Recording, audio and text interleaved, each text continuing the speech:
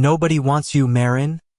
Celeste laughed softly, and the silver tray slipped just enough for every champagne glass to tremble.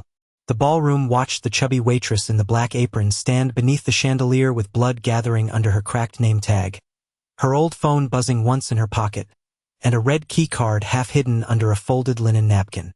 Dante Verone had not moved all night. Then he saw what Marin saw, and the music began to die. 3 hours earlier, Marin Cole had been in the staff bathroom pressing the name tag back onto her apron with a safety pin because the real clasp had broken 2 weeks ago and payroll said replacement badges were for full-time staff only. The mirror over the sink was spotted from old water stains, and the light above it flickered in a way that made her face look tired even when she tried to stand straight. She had tied her curls back, smoothed both hands over the front of her black uniform, and told herself that a body did not have to be small to move carefully through a room. Her mother used to say that, before the hospital bracelets, before the bills, before the funeral home folded the receipt into a white envelope and called it balance due. Marin still kept one thing from her mother taped behind the plastic of her name tag, a tiny faded sticker with blue letters that said, "Stand where they can see you." She almost laughed at it every time she touched it. Most nights, all she wanted was to disappear. The Verone Foundation Gala was held in the Grand Meridian Ballroom, a room built to make ordinary people feel temporary. Marble floors reflected candlelight. Gold-rimmed wine glasses stood in perfect rows. Women in satin moved like they had never carried rent in quarters or counted shifts by how many leftovers came back to the kitchen. Marin carried tray after tray through all of it, keeping her shoulders loose, her face polite, her eyes working. That was the one thing people forgot about waitresses. They saw the apron and missed the witness inside it. She noticed who drank too fast, who touched whose elbow, who stopped smiling when Dante Verone entered the room. Dante sat at the head table without leaning back, a dark suit cut so cleanly it seemed to sharpen the air around him. He spoke rarely. Men bent close to hear him. When he lifted one hand, conversations changed direction. Marin had served dangerous men before, but Dante was different. He did not look loud. He looked final. Celeste found Marin near the champagne station, beautiful in a pearl dress and smiling with the kind of tenderness that always meant pain was coming. "Sweetheart," she said, touching Marin's wrist just lightly enough that no bruise would form. "Try not to hover near the donor tables. They get uncomfortable when staff looks eager." Marin kept the tray steady. "I was assigned to Section 3. Were you?" Celeste tilted her head, eyes drifting over Marin's waist, then down to the apron. "That's brave. I would have kept you in the back, where people are kinder because they don't have to look as long."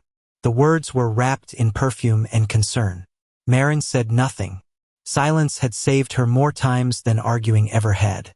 But when Celeste turned away, Marin saw the corner of a red key card tucked under her palm. Level B. Service elevator. Loading dock. Not ballroom access. Not donor access. Not charity access. Marin knew because she had once been written up for standing too close to that elevator while carrying coffee.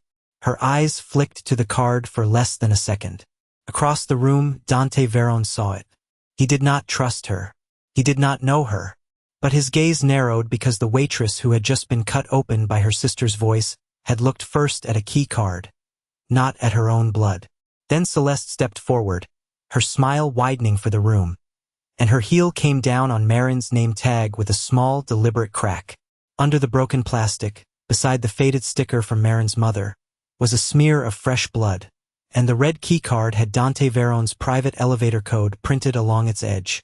The code was too clean to be accidental. Marin saw it upside down through a shimmer of blood and chandelier light, for black numbers stamped along the red plastic like they had been waiting for someone poor enough to be blamed for finding them. She closed her fingers over the broken name tag before Celeste could bend for it again, and the cracked edge bit deeper into her palm. "Oh, honey," Celeste said, her voice soft enough to sound kind and sharp enough to cut. "Don't make a scene. You always do this when rooms get too big for you." The nearest donors turned their heads, not all at once, but in little movements of permission. A woman in diamonds lowered her glass. A city councilman looked at Marin's apron, then at the spilled champagne, as if the liquid on the marble had told him everything he needed to know. Behind the ballroom doors, somewhere near the kitchen, the dishwasher roared and hissed, an ordinary sound from an ordinary world where plates could be cleaned and put back where they belonged. In here, nothing felt clean. Dante Verone stopped 3 feet from Marin. He did not touch her. He did not ask if she was hurt. His eyes moved from the blood on her hand to the red card, then to Celeste's heel still planted too close to the broken glass. "Your code," he said quietly.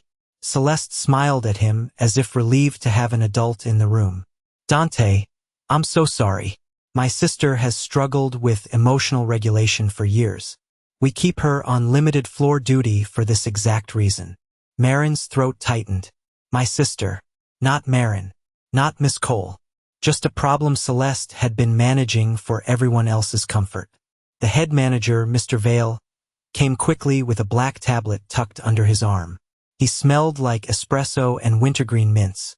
"We have documentation," he said, already opening a file. 3 prior incidents. Missing tip envelope in April, unauthorized access attempt in July, and a threatening message to Miss Cole last week. Marin looked at the screen. Her face was in the corner from her employee badge photo, the one taken after a 12-hour double when her mother's final hospital invoice had been folded in her purse. Under her name, the file read Marin C. Not Marin Cole. Celeste always did that. Cut the name in half. Leave the part that came from their mother on the floor. "That isn't my message," Marin said. Her voice came out low, not steady, but still hers. "And my staff code can't open level B."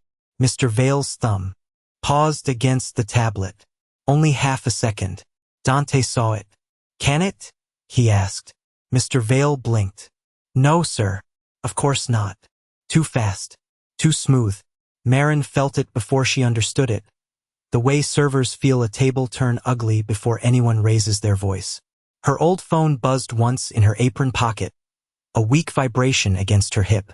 She did not pull it out. She only shifted her elbow over the pocket, protecting it. Celeste leaned close, perfume sweet and expensive over the smell of spilled wine. "I can have your rent handled for 2 months, she whispered, smiling for everyone watching. "Just say you picked up the wrong card by mistake." Marin looked at the red plastic in her bloody hand. Then she looked at Dante Verone. "I won't lie." The room seemed to lose 1 degree of warmth. Dante took the tablet from Mr. Vale without asking permission. His thumb moved once. A new incident report had appeared at the top of Marin's file, accusing her of stealing restricted access property during the gala. At the bottom, beneath the digital signature she had never given, the timestamp read 9:12 p.m., even though the ballroom clock had just clicked 9:09. Dante looked at the timestamp for 1 second longer than a normal man would have, then handed the tablet back to Mr. Vale as if it had bored him. That was the first thing about him that scared Marin more than anger would have. He did not react when the room expected him to react.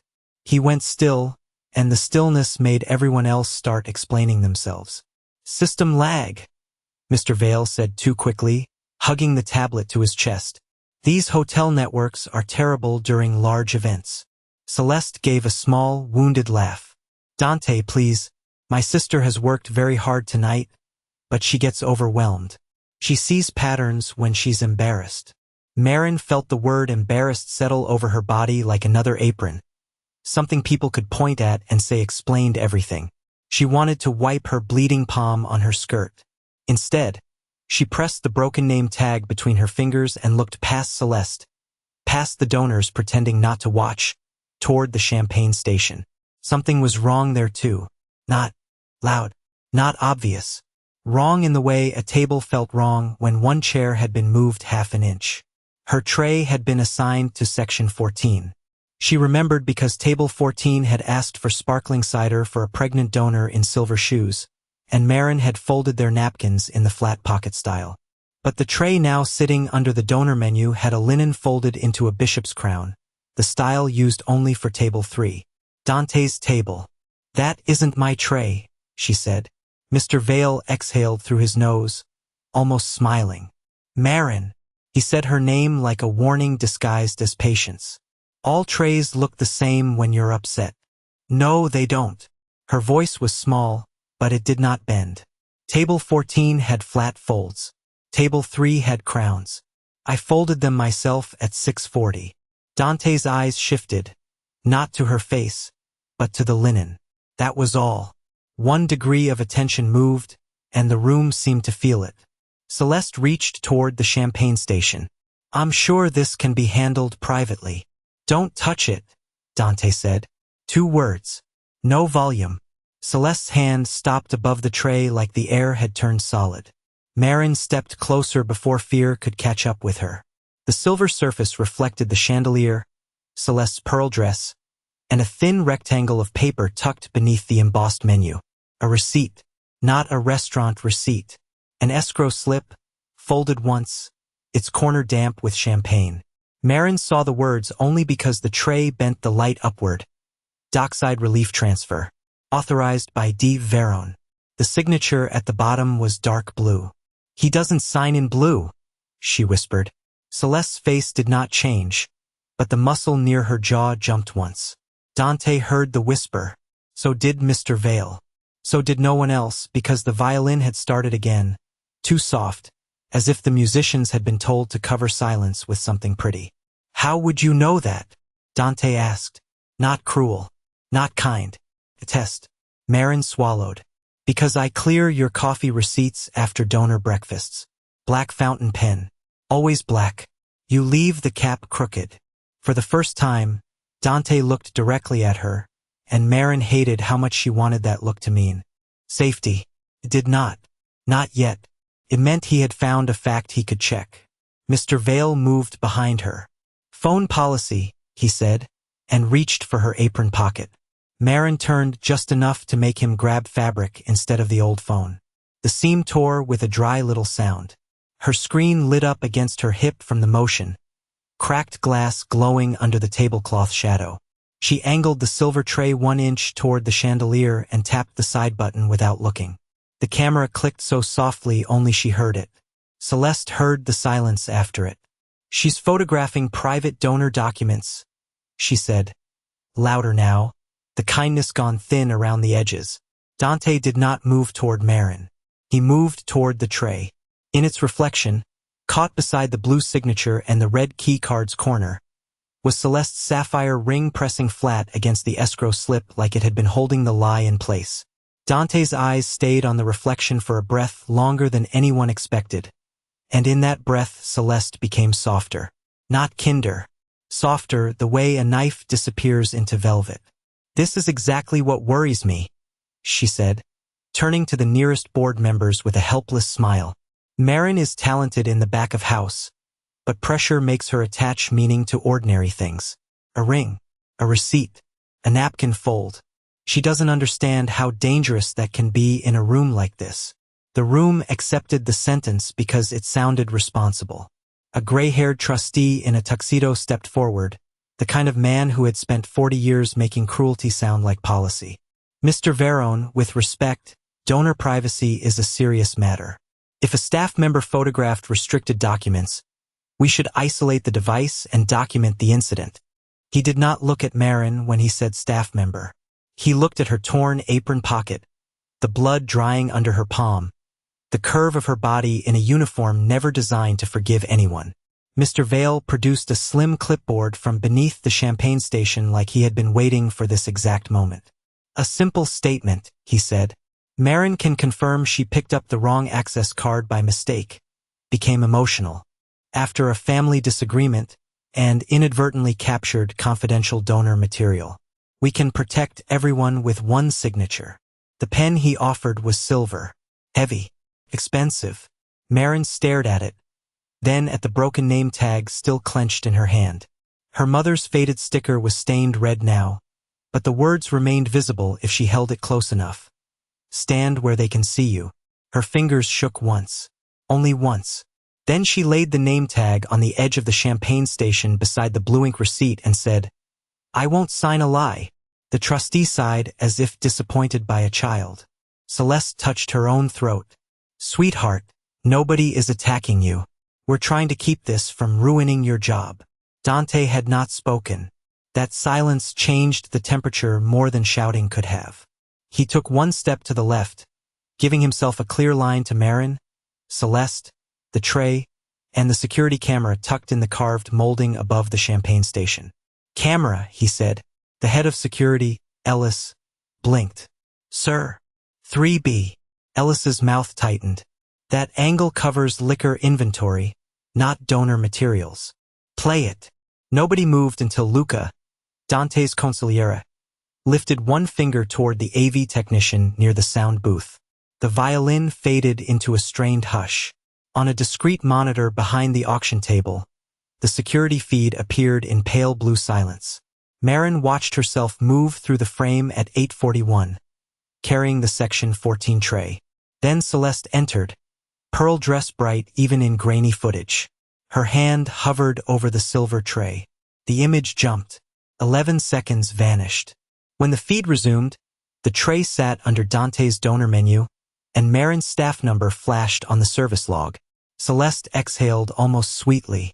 "Well, that shows nothing." Marin's pulse beat so hard she felt it in the cut on her palm. "The ice," she said. Every face turned toward her. "What?" Ellis asked. "The sculpture," Marin said, nodding toward the 6-foot swan melting under chandelier heat. Camera 3B catches the bar mirror through the ice. It distorts faces, but it doesn't distort light. The trustee gave a low laugh. "Miss Cole, this is not a courtroom." Dante looked at the monitor. "Back it up." Celeste's smile thinned. The technician rewound. The missing 11 seconds remained missing, but in the frozen shimmer of the ice sculpture, something bright appeared exactly where the main angle had gone blind. A red sliver of key card, a blue signature line, and Celeste's sapphire ring pressing down on the receipt. Celeste folded her hands calmly, as if the room still belonged to her. But she made one mistake. She turned the sapphire inward against her palm, hiding the ring from the camera after the camera had already seen it. The sapphire disappeared into Celeste's fist, but the gesture had already landed in the room like a dropped match. Nobody said anything. That was the cruelty of wealthy people when the truth first touched them. They did not gasp. They waited to see which direction power would lean before deciding what they had witnessed. Mr. Vale recovered first, stepping between Marin and the monitor with a manager's practiced sorrow. "Reflection can be misleading," he said. "Ice bends light. So does panic." Celeste nodded slowly, as if grateful for reason. "Exactly. My sister has always been observant, but observation without context becomes imagination." The word sister came out warm. The word imagination came out wrapped around Marin's throat. Dante looked at Marin's torn apron pocket. "Phone," he said. Mr. Vale extended his hand toward her. "I'll secure it." Marin stepped back. Not far. Just enough. Her shoes whispered against the marble. "No." The room tightened. A waitress saying no in a ballroom full of donors sounded louder than glass breaking. Celeste's smile trembled at one corner. "Marin, don't embarrass yourself further." Marin reached into the torn pocket and pulled out the old phone with both hands. Cracked screen glowing weakly. One strip of clear tape holding the corner together. The case was faded purple, the kind sold near checkout counters for $8. At the bottom, under the plastic, was a tiny emergency contact card with one saved number written in blue ink. Mom. The number had been disconnected for 18 months. Dante saw it. His face did not soften. Something colder happened. His attention sharpened. "Unlock it," he said. Marin kept the phone against her chest. "Not until my tip log is on the table too." A trustee gave a quiet, offended laugh. "This is not a negotiation. It is if you're using my staff code," Marin said. She reached under the torn seam of her apron and pulled free a folded stack of photocopied receipts. Thin as prayer cards, worn soft from being hidden against her body during double shifts. "They kept losing my tips, so I kept copies." For the first time that night, Mr. Vale looked at Celeste before he looked at Dante. It was quick, almost nothing, but Dante saw it the way men like him saw blades before they came out. Luca took the phone, but Marin did not let go until he said, "I won't erase anything. He connected it to a small black device from his jacket, and the screen flickered. The photograph from the silver tray appeared first. Blue signature, red key card edge, sapphire ring. Then a notification slid down from the top, half hidden by cracks. Voice memo saved. 8:49 p.m. Marin stared at it. She had not opened the recorder. Then she remembered Mr. Vale's hand tearing her apron, the phone jolting against her hip, the side button pressed by accident. Dante looked at her. Play it. Celeste breathed out a laugh. Dante. Audio from a damaged phone in a crowded ballroom proves nothing. The recording began with static, then the scrape of fabric, then Celeste's voice, lower than her ballroom voice, stripped of pearls and charity. Use her code. No one believes girls built like that when they cry. The silence afterward was not empty. It had weight. Marin's eyes lowered, not from shame, but because hearing the words outside her own memory made them more real than she was ready for. Dante did not look away from Celeste. His hand rested beside the tip log.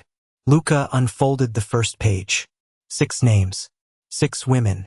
6 disciplinary holds. Under Marin's line, one note was circled in different ink. Cole Emergency Medical Grant paid. Marin stopped breathing. Her mother's hospital had never been paid. The final invoice was still folded inside the bottom drawer of her nightstand. Celeste touched Dante's sleeve as if she still had permission. I can explain the grant accounting. Dante looked down at her fingers on his jacket, then at the ink on the log, then at Mr. Vale's tablet. His voice came out quiet enough to make the closest donor step back. I didn't ask you yet. Celeste's hand fell from Dante's sleeve as if the fabric had burned her. She recovered almost instantly, because women like Celeste did not survive on innocence. They survived on timing. Of course, she said, a small hurt smile settling over her face. Ask whatever you need to ask. I have nothing to hide. Marin knew that smile. It had stood beside hospital beds. It had signed sympathy cards. It had told relatives, in a trembling voice, that Mom had been so worried about Marin's future while Marin was in the hallway arguing with billing over a payment plan she could not afford. Dante did not answer Celeste. He looked at Luca. Pantry. One word, and the room rearranged around it. Not loudly. Not dramatically. 2 guards drifted toward the ballroom doors. The AV technician lowered his eyes. The trustee stopped, pretending to check his watch.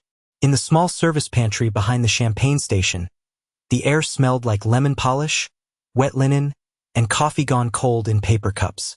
The dishwasher thundered somewhere beyond the wall, steady and ordinary, like the world still believed plates were the biggest thing that needed cleaning.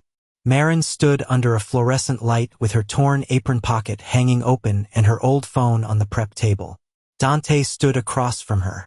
Celeste stood near the door, still beautiful, still composed, still watching everyone else decide what the truth would cost them. Luca opened a laptop. Dante's attorney joined by silent video call, gray-haired, glasses low on his nose, already receiving scans of the tip log. The grant, Dante said. Marin reached into her wallet with fingers that had stopped bleeding but not shaking. She took out a hospital bracelet, yellowed at the edges, folded so many times the plastic had gone soft. Elaine Cole. Admitted 11:42 p.m. The date sat there in black ink like a nail. My mother wore this the last night she could still say my name, Marin said. She did not look at Celeste. The hospital called me for payment 3 days after she died. Then 3 weeks. Then 3 months. Nobody paid them. Celeste sighed gently. Marin, grief confuses timelines. I handled what I could. You told me the foundation denied us. Because it did. Then why does your ledger say paid? No one moved. Luca's fingers clicked once, twice, 3 times. The laptop screen reflected in Dante's eyes. A transfer appeared, not to Mercy General, not to any billing office, but to Cole Outreach Consulting LLC. Registered agent. Celeste Cole. The first deposit matched the grant. The second matched 5 months of staff disciplinary holds. The third, larger than all of them, linked to dockside relief transfer. Dante leaned closer, Not because he needed to see, but because the room needed to understand he had stopped looking away. Who approved the LLC? Luca asked. Celeste folded her arms. A clerical structure for outreach work. Completely standard. With her mother's name on it? Dante asked. Celeste blinked. It was tiny, almost elegant. Elaine believed in helping women who couldn't help themselves. Marin's face went still. For a second she looked younger, not weaker, just pulled backward into a hallway with vending machine light and unpaid invoices in her purse. Don't use her voice, she said. Not loud, not pleading. A command small enough to fit in a pantry and heavy enough to silence it. Dante heard it. The attorney on the screen heard it. Even Celeste heard it, because her mouth tightened before she turned sorrowful again. Luca kept digging. The dockside contract opened next. Page 7 replaced. Signature block altered. Title release scheduled for 9:30 p.m. after the final toast. Marin stared at the time. The ballroom beyond the door was still clinking glasses. Still waiting to applaud a woman who had turned dead mothers, missing tips, and broken staff files into clean money. Dante looked at the hospital bracelet, then at the broken name tag beside it, both carrying the same last name Celeste kept cutting away. His voice came out lower than before. I let you run this foundation for 2 years. Celeste's expression did not crack. But her eyes moved to the door. Dante saw that too. And in that quiet pantry, with the dishwasher roaring behind the wall, he finally understood that Marin Cole had not brought chaos into his house. She had been carrying proof of the rot he had invited in. Dante did not accuse her. That was the trap. He looked at Celeste for a long, unreadable second, then closed the laptop as if the numbers inside had failed to interest him. The toast continues, he said. Celeste's eyes searched his face for anger and found nothing useful. Dante, she said carefully, that may be unwise. Then make it wise. He turned to Luca. Restore the room. The pantry door opened, and the sound of the ballroom returned in pieces. Glass stems touching, polite laughter, the low hum of money pretending it had no appetite. Marin stayed where she was, one hand near her hospital bracelet, the other resting on her torn apron pocket. She understood then that Dante was not letting Celeste go. He was letting her walk where the lights were better. Luca leaned close to Dante, his voice low enough that only Marin heard fragments. Hidden bar camera still records. Angle catches the podium through the ice. Dante's gaze moved to Marin. What does she do when she lies? The question was so simple it frightened her. Not because she did not know the answer, but because no one had ever asked her to trust her own memory before. Marin looked through the pantry window at Celeste, who was smoothing her pearl dress near the champagne table, smiling at a donor as if dead women's names had not just been found in her bank trail. She changes hands, Marin said, with a glass, always from right to left. Dante waited. When we were kids, Mom made us apologize face to face. Celeste hated it. She'd hold her cup in her right hand, then switch it left before saying something she didn't mean. The dishwasher roared behind the wall. A tray of clean wine glasses trembled on the metal rack. For one quiet second, Marin was back in a kitchen too small for 3 people, watching her sister learn that beauty could survive lies if the lighting was kind. Dante looked toward the ballroom. Can you make her do it? Marin's fingers tightened around the old phone. She was not brave in the way movies made women brave. Her knees still felt hollow. Her palms still hurt. But she knew service. She knew habits. She knew the tiny rituals powerful people never saw because women in aprons were the ones resetting them. She hates stemless glasses, Marin said. Says they make donors look cheap. Dante's mouth barely moved. Then give her one. No one announced a plan. No one ran. That was what made it worse. Marin returned to the ballroom carrying a fresh tray with one stemless champagne glass in the center like a small, clear threat. The chandelier washed her apron in gold. The donors looked away from her, then back, uncomfortable with the fact that she had not been removed. Celeste stood at the podium, hand poised over a folder placed face down beside the microphone. A phone vibrated under the linen-draped side table. Once, twice, Ellis, the head of security, did not touch it, but his eyes did. Luca saw. Dante saw Luca seeing. Marin stepped forward and offered the tray. "For your toast, Miss Cole." Celeste's smile froze at the family name spoken aloud. "How thoughtful," she said, the words polished thin. "You always did try so hard to be useful." She picked up the stemless glass with her right hand. For half a breath, nothing happened. The hidden camera light above the bar blinked red, almost invisible behind the liquor bottles. Dante stood at the back of the room, still as a closed door. Marin kept both hands under the tray so no one would see them shake. Then Celeste glanced at Dante, at the donors, at the contract folder, and switched the glass to her left hand.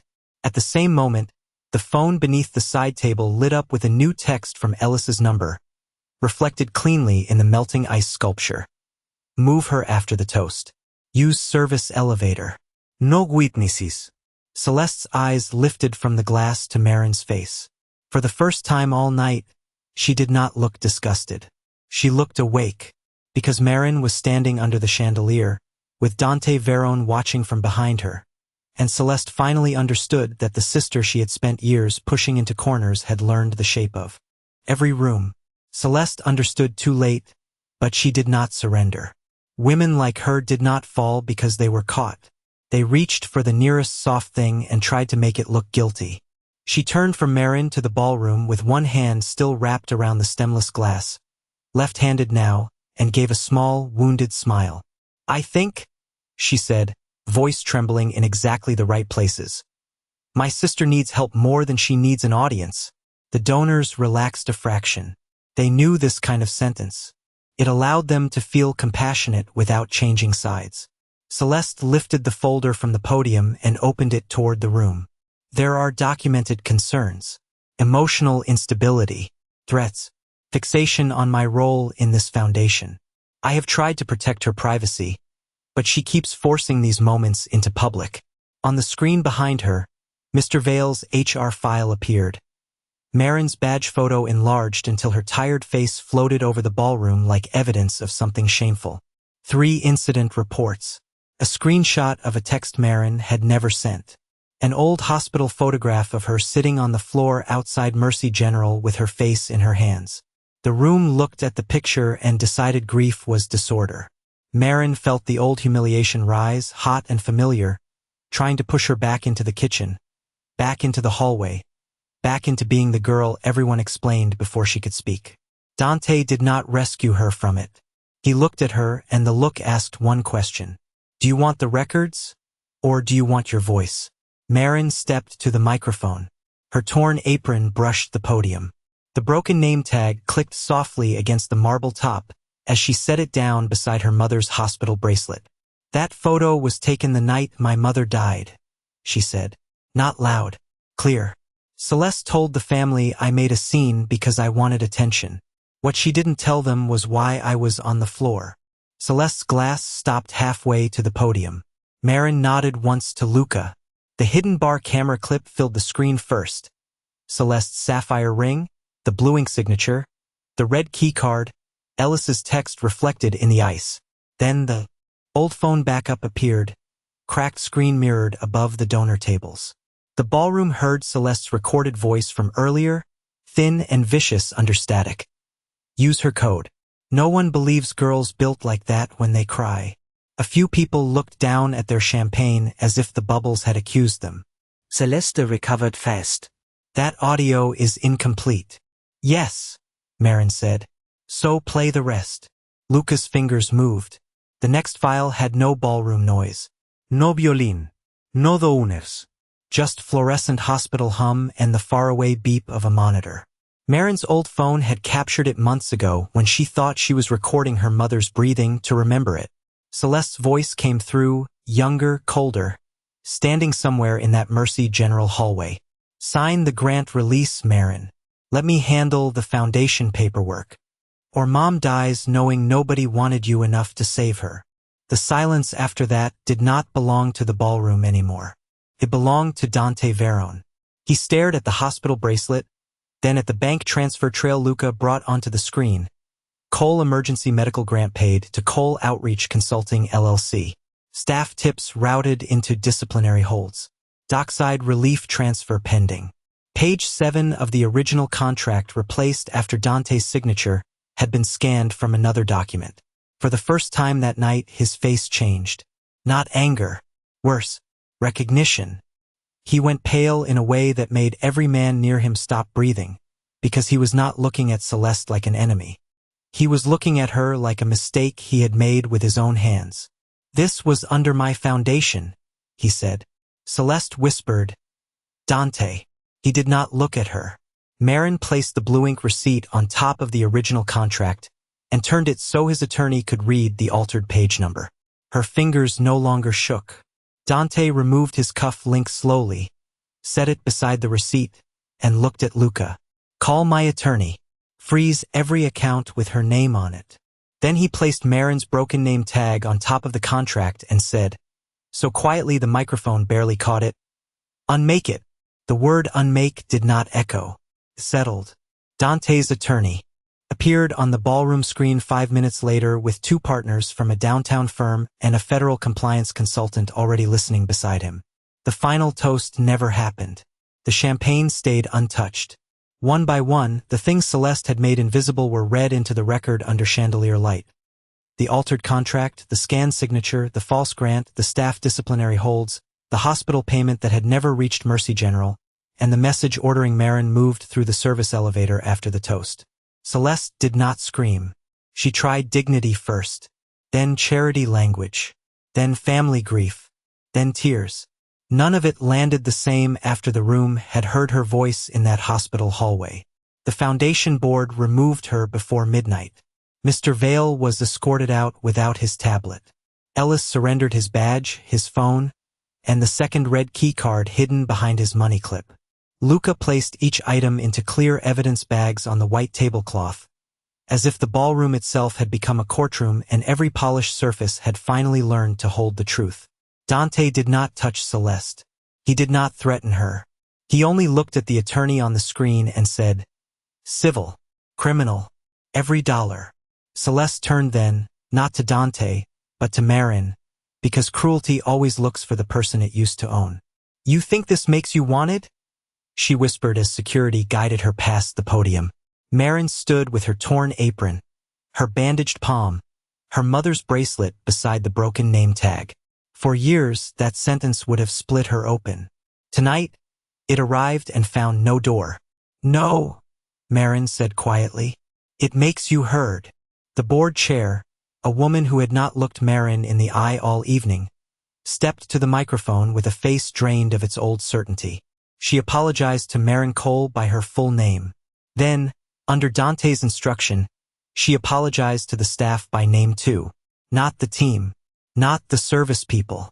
Names: Rosa Alvarez, Tiana Brooks, June Miller, Patrice Hill. 6 women came forward as their withheld tips were documented and returned that night. Not as a donation, not as kindness, but as wages stolen and corrected. Marin watched the envelopes change hands and felt something inside her unclench that had nothing to do with money. Dante's lawyers froze Cole Outreach Consulting before the ballroom cleared. Mercy General received payment directly, including the remaining balance on Elaine Cole's final invoice, with a written statement that the debt had been used in a fraudulent scheme. Marin did not thank Dante for that like he had saved her out of pity. She read the document, made them correct her mother's middle initial, and signed only after the spelling was right. Dante watched from a few feet away, silent in a way that no longer made her feel erased. Near dawn, the Grand Meridian staff brought out clean linens and hot coffee in white cups. The marble floor had been mopped. The ice sculpture had melted into a silver basin. Marin stood by the champagne station while a seamstress from housekeeping repaired her apron pocket with black thread. Dante held out her name tag. The plastic was cracked, but someone had fitted it with a small silver backing so it would not break apart. Behind the clear cover, her mother's faded sticker was still there, stained at one corner. The words stubborn and blue. "Stand where they can see you." Dante did not pin it on her. He only asked, "Do you want it back?" Marin took it herself. The pin slid through the clean apron without catching her skin. She looked down at her full name, Marin Cole, no initials missing, no family cut away. Then she looked toward the service elevator and walked past it. At the front doors of the ballroom, morning light was turning the river pale gold. Dante opened the door but did not step through first. Marin did. Her old phone buzzed in her pocket, cracked and scarred and still holding the truth. She touched the name tag once, not to hide it, but to make sure it was there. And for the first time in that room, every powerful person left behind her was silent because the woman they had ignored had finally been believed.